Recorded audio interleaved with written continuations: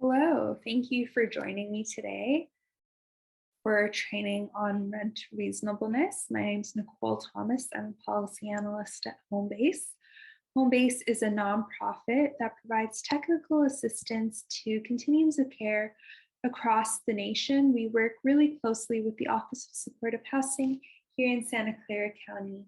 And one of the many things we do is put on a set of trainings annually on COC regulatory components. And today we're going to focus in on rent reasonableness. So there are two ways a COC program can determine rent. They can look to fair market rent, also known as FMR, or rent reasonableness. We're going to start with the definitions for both and then cover when you might look to one over the other to determine rent limits. But we're really going to spend the bulk of today focusing on rent reasonableness, covering why it's important to correctly be conducting rent reasonableness reviews and the steps you have to take to ensure rent reasonableness review compliance.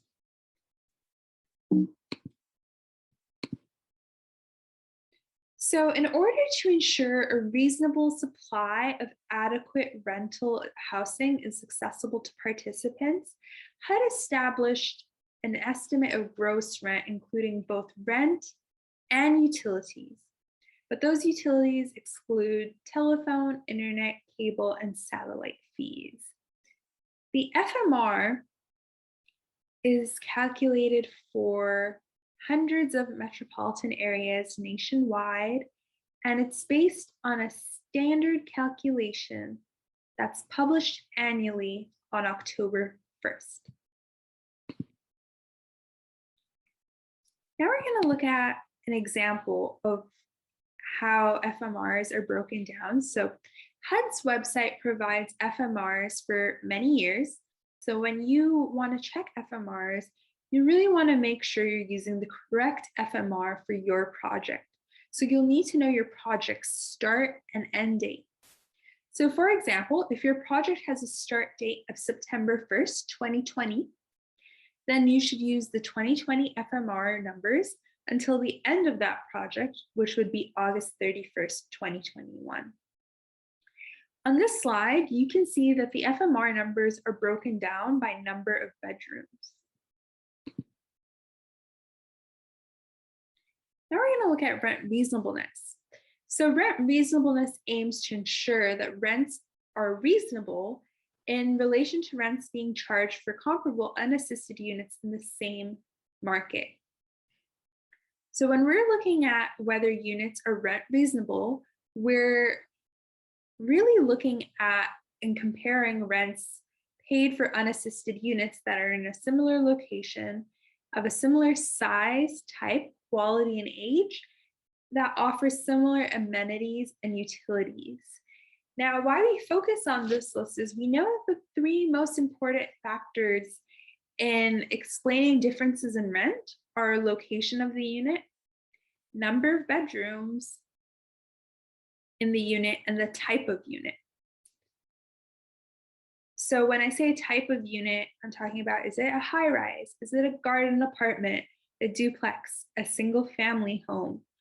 That's a really important factor that drives rent. We want to be thinking about housing condition. Is it good, meaning is it well maintained and things are up to date in working order? Or is it fair, which would be it's as expected for its age. Things are in working order, but there might be some need for minor repairs here and there that are noted. Whereas the condition of the house pretty poor, where things are not working, maybe the sanitation, plumbing is inadequate. There might be larger, major repairs that need to be provided to the unit if there's inadequate ventilation or the like.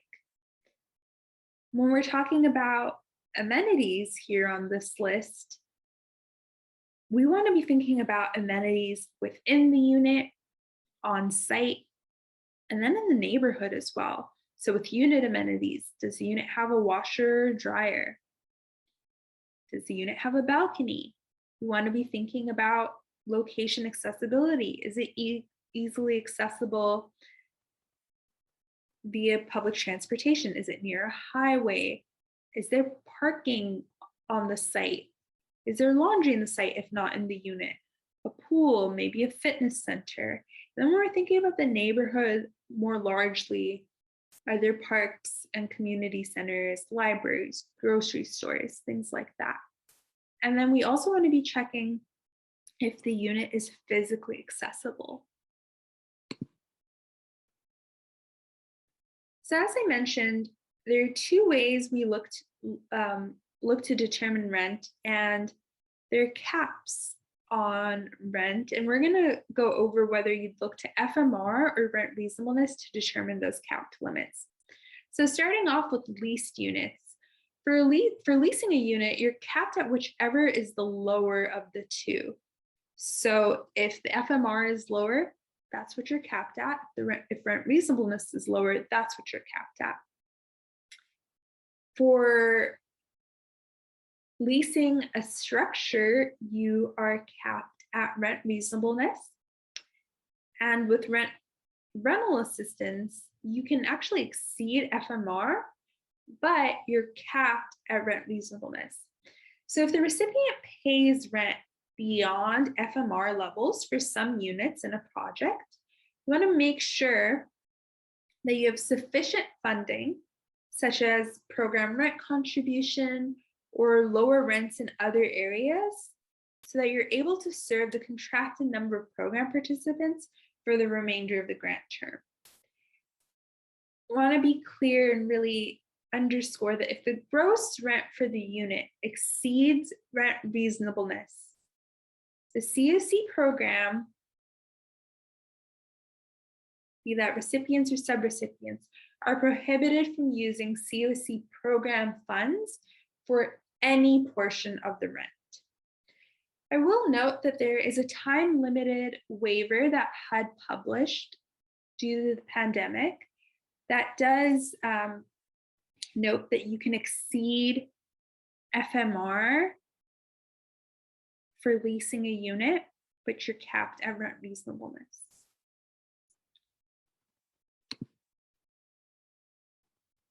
So now we're just going to go over a couple of reminders of the differences and notable features of FMR and rent reasonableness. So with FMR, those numbers are published online by HUD for corresponding geographic areas, and they're updated annually. So again, you want to make sure you're using the FMR for the correct year that corresponds to your grant start and end date. With rent reasonableness, this is actually determined by recipients and subrecipients. And when considering gross rent, you want to look at location, quality, size, type, age, and amenity and utility offerings.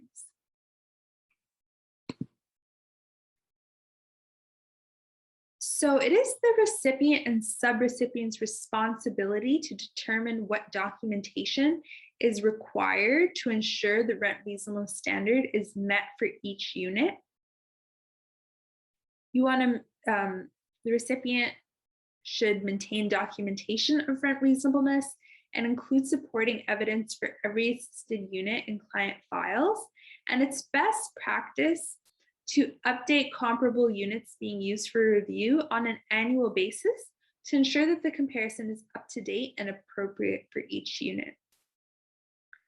I want to take a moment to really underscore why it's important to be conducting rent reasonableness reviews and when you should be conducting them. So rent reasonableness reviews are conducted for all units prior to executing a lease.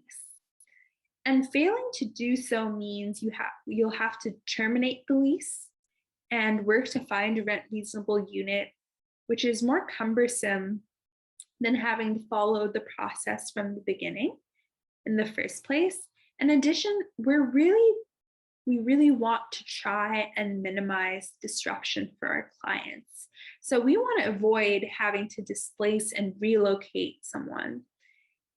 And finally, failing to conduct rent reasonableness reviews can also lead to financial liability for your program. So it's really important that we understand the steps we have to take to be in compliance and to do an accurate rent reasonableness review. We want to note that providers should adopt the rent reasonableness policy listed on the CSC website, as a uniform approach to rent reasonableness across the community reduces barriers to housing for program participants. Again, want to note and reiterate, rent reasonableness reviews should be conducted and documented prior to executing the lease for an assisted unit, and then any time unit rent is increased thereafter.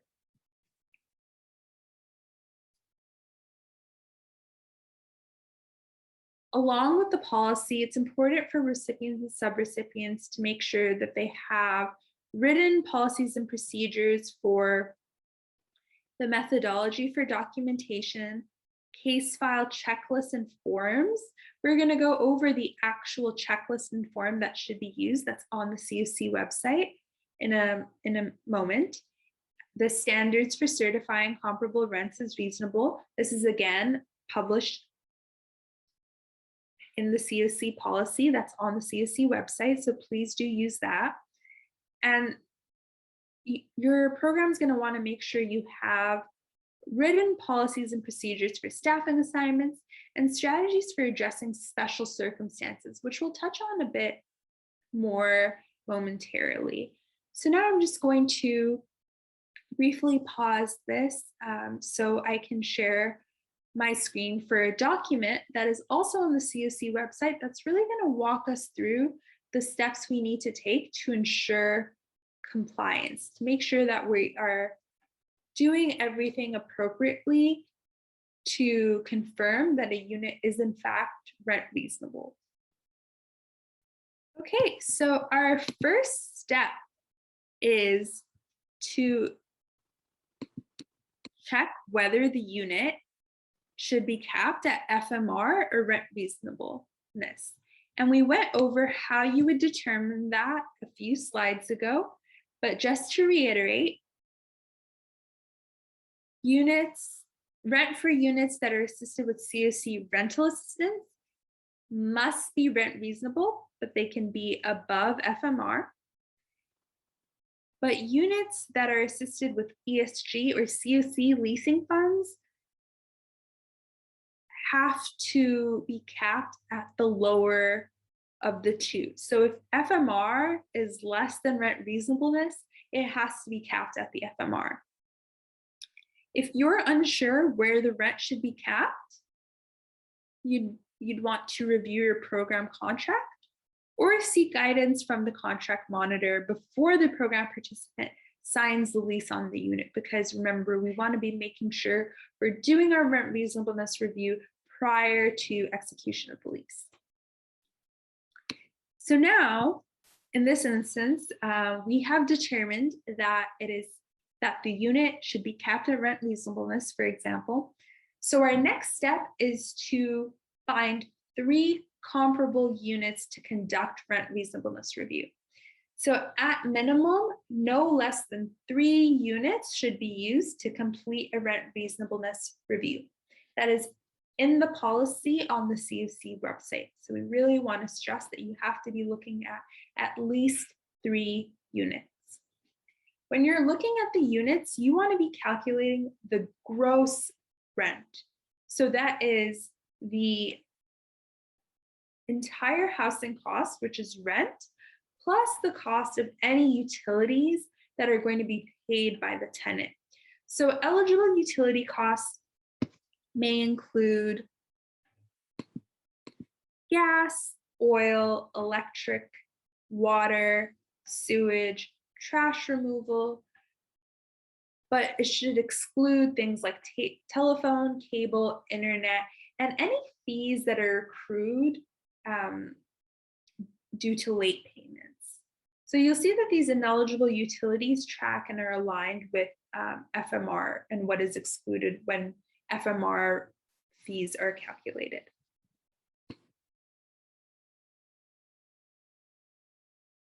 So there are 3 ways we can go about finding comparable units. One is a review of advertisements. Now, if advertisements are being used, the unit listings need to be printed and attached to the form that outlines the comparison of the units and provides evidence that these units share similar features, again, pertaining to location, size, type, amenities, age, and quality. And we went through this list a little earlier when I was going over the slides, but this document and resource that is on the SCC website is a really good resource to reference back to confirm further detail regarding what exactly you're looking for in terms of the size and the location. What kind of amenities are we really wanting to take note of? As I mentioned, they should be printed and attached to the form. We're going to be looking at what the form actually looks like after we get through this document, but just keep that in mind that it should be attached to the form on the CSC website. We want to note that if you are using this approach for rent reasonableness, if you're looking at advertisements, sometimes it's going to be difficult to identify units that perfectly match on location, building type, and number of bedrooms. I can show you a hypothetical and it might look easy that way, but we know in reality it can be tough, especially depending on where the unit is. Some markets aren't as large and robust as others. In these cases, we want to try and locate units that have as similar features as possible. And if you remember, I did note what 3 really driving factors of rent are. So we're going to want to try and locate units that have, at the very least, the same number of bedrooms and building type. But we might have a little bit of flexibility in looking at a broader geographic range. Now, with rent reasonableness, this really is more of an art than a science. So while I'd love to be able to throw out a number and tell you, when we're thinking about broader geographic range, cap it at 5 miles. But we don't have that distinct number. And so we really want to be careful about not being too prescriptive and too limiting when we're thinking about geographic range, but also not being too liberal with what we mean by a broader geographic range. So things like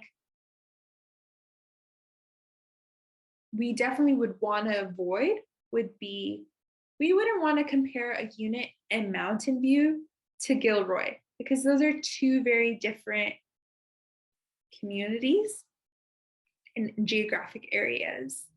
We wouldn't even want to compare a studio apartment in Mountain View to San Jose. You might think, well, I can compare any unit in San Jose to another unit in San Jose.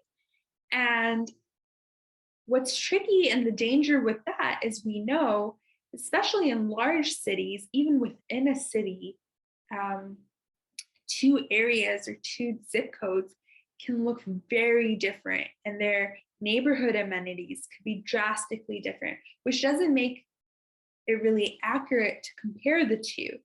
So we want to be thinking about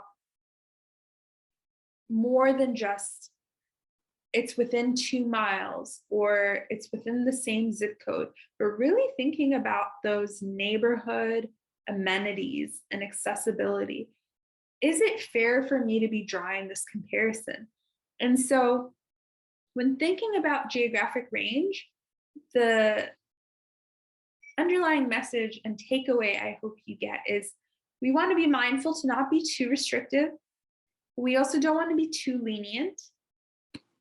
And rather than focusing on those mile thresholds or zip codes, what can be helpful is really to focus on, again, whether the units have similar access to services, particularly to public transportation, grocery stores, and public amenities. And it can be really helpful to look for comparable units within school district boundaries where possible. So that provides a little more flexibility with a broader geographic range, but generally school district boundaries are grouped in areas that share similar access to public amenities. So I said there were 3 ways you could conduct a rent reasonableness review. We just got through advertisements, and the second way is by doing a market study of rents. So market studies can determine the value of certain features and what drives rent. And when pursuing this approach, we really want to note that before you go off and conduct your very own market study, it's helpful to look to agencies that collect and aggregate data that often have published their own market studies of rent.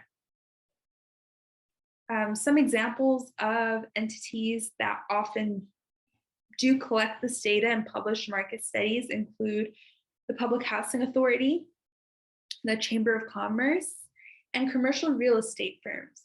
We also want to note that market studies of rent can tend to focus on particular housing types, and they often don't include utilities, which, as I hope you remember, when we're looking at rent reasonableness, we're really thinking about the total housing cost. So we would have to factor in utilities. And a market study of rents may not be the most appropriate option for you to take if you're looking at a housing type that isn't often featured in these market studies. The third option for how to the third option, an acceptable method of documentation, is written verification signed by the property owner or the management company that basically confirms that they have similar market rate units that are currently rented at comparable rates. So now that you have your 3 units, what you want to do is add up the gross rents for all 3. Again, this is rent plus those eligible utility costs that the participant would be responsible for paying. And once we have the totals added up, we're going to divide by 3 for the average gross rent. So now we have the average gross rent. We have added up those 3 units divided by 3, and we're going to check that average gross rent against the rent reasonableness standard threshold. The COC policy on rent reasonableness has set that threshold to be no more than $100 above the gross average of the 3 comparable rents. So if the proposed unit is no more than $100 above the average, great. You can sign the form we're going to look at in a second and certify that the unit is rent reasonable. If the proposed rent is more than $100 above the average, then the unit is not rent reasonable and you have to stop there and find a unit that is rent reasonable. Again, we want to be making sure you've done all of this work to conduct a rent reasonableness review. You want to make sure that that's documented. So you want to have the supporting evidence that you've complied with this standard, you've taken all of these appropriate steps, and you want to make sure that you're including that in the client file. And again, it's best practice for us to have the units that we're comparable units that we're using for review updated on an annual basis. So now we're just going to go over the final document, which is the form itself that's on the COC website, just so you can see what it looks like. Okay, so this is the actual checklist form on the COC website. Let me just make this slightly larger. So you'll see on the left-hand side that you would fill out the proposed unit you're looking at. Again, you're looking at, is it in a similar geographic area, the number of bedrooms, the size, the type of unit, the housing condition, the amenities, the rent, and the utility allowance. Now, you might be thinking, how am I going to find utilities for these comparable units? And the housing authority actually does provide a utility allowance schedule. And so you can reference, and it's published each year. So you can reference that schedule online to confirm, to fill in what these estimated utility allowances are for the comparable units. And those are broken down by size. So they have a specific utility allowance for SROs, for 1 bedroom, for 2 bedroom, depending on whether the unit is gas or electric. So once you've filled out your 3 comparable units in comparison to the proposed unit, again, you are adding up those gross rents and dividing by 3 to get an average gross rent. And then you're checking to see whether that meets the standard threshold of no more than $100. So this is the checklist in its entirety. Again, you'll note that they've listed here a helpful reminder of whether you're even capped at rent reasonableness or if you're capped at FMR. So that's important to be noting here. But that really is the gist of rent reasonableness review. Again, we want to know and fully understand that this is an art more than a science, and it can get tricky when we're trying to find 3 units that match up on all of these factors. And so it's really important to, in those situations, call back to those 3 factors that really drive rent, and that best practice of